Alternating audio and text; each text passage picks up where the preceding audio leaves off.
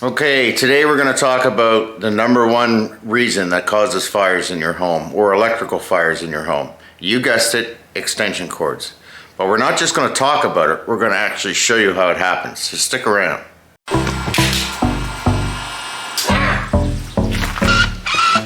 So we're just going to take the wire, gently pull down. The cord is pretty much melted together.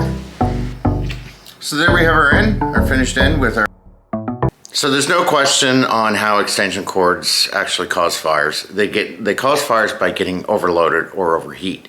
And we're talking about those little rinky-dinky extension cords that you buy at your dollar warehouse or dollar store or whatever. Those are the ones that you need to be really careful with.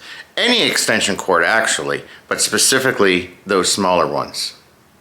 Now to make it easy for you to understand, every 15 amp plug that you see in your house, or usually a bunch of 15 amp plugs, are chained together and put on one circuit with 14.2 back to a 15 amp breaker.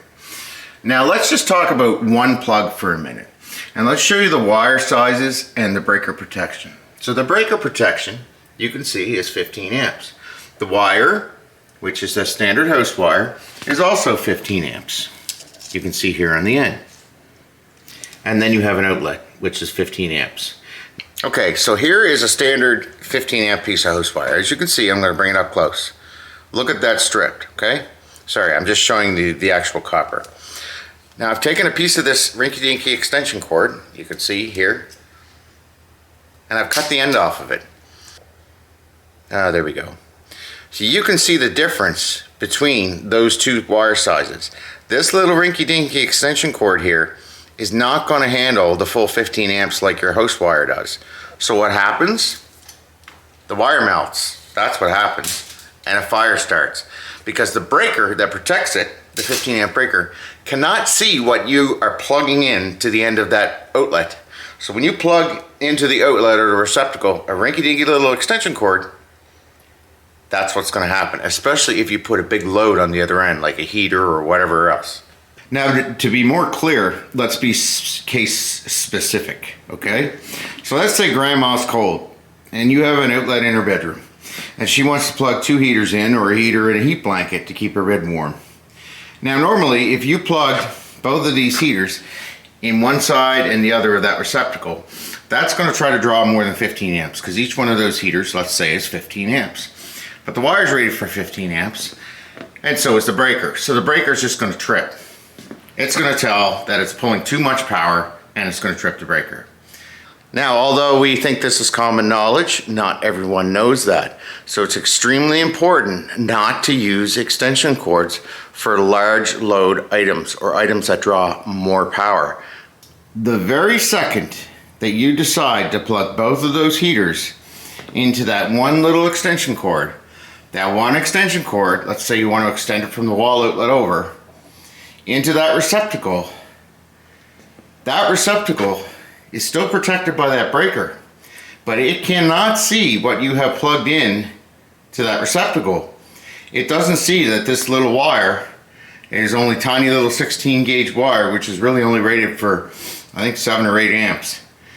And you're trying to pull 15 on it, or more than 15. So if this keeps pulling, this is going to melt, and that's what causes your fire. So there is a second cause with electrical that can cause a fire as well, and that's overfusing. So if you don't have one of the newer breaker style panels, which most people do now, a breaker actually protects the overcurrent. It's the overcurrent protection on the circuit, so it protects the circuit itself, even though it can't see that extension cord. If you have a fuse panel and it's got a 15 amp fuse in it and you upsize the fuse to a 20 thinking that's going to give you more power, now not only is the extension cord not protected, but the circuit itself, and I'll show you what I mean. So imagine we have this same setup. Imagine we have two outlets plugged in through the extension cord, which one should never do, and then going through the outlet, and it goes to one of these 15 amp fuses in a fuse panel, like some of the older homes have. That is protecting this 15 amp wire. Let's say the fuse keeps blowing. You decide, okay, let's put a 20 amp fuse in there.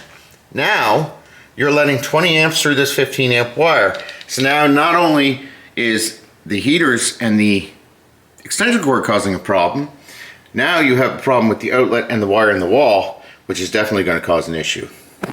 Anyway, that was an actual demonstration of what happens and what scenarios it can happen in. Don't put yourself in that situation ever. Hope you liked the video. Don't forget to like and subscribe. If you want to see more videos like this, click up here in the corner or click down here in the bottom. We'll put a link in the description where all our videos are on our website in a nice, searchable, organized fashion.